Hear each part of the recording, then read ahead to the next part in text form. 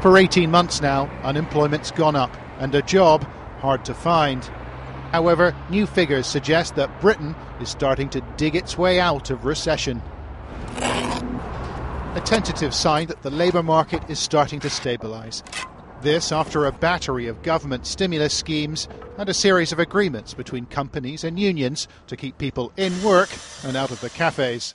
The number of people claiming job seekers allowance fell by 15,000. And under the main unemployment indicator, the jobless rate was cut by 7,000, which means 2.46 million people are out of work, or 7.8% of the population. You are the Civil Service Team of the Year. Thank you.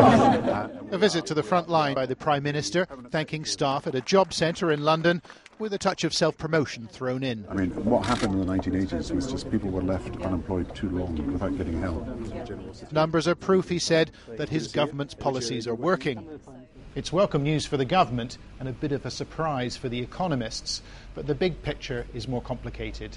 That's because a lot of people have taken themselves out of the labour market, or in other words, they've stopped looking for a job altogether.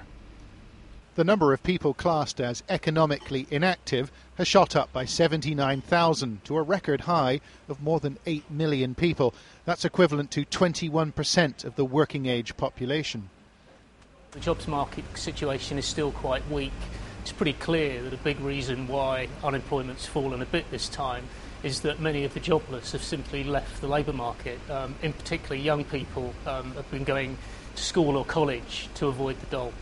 A lot of people decided to go into postgraduate education because they thought it's guaranteed 3 years of money and a guaranteed job for 3 years, rather than looking in the job market.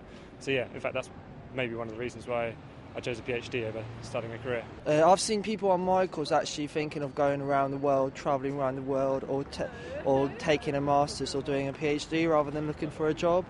Employment in the public sector increased, but in a sign of belt tightening to come, local council employers said 1.6 million council workers will have their pay frozen from this April. They're the school meals workers, the home care workers, the people who are essential to keeping our communities together. And they have been given one massive slap in the face today by the employers.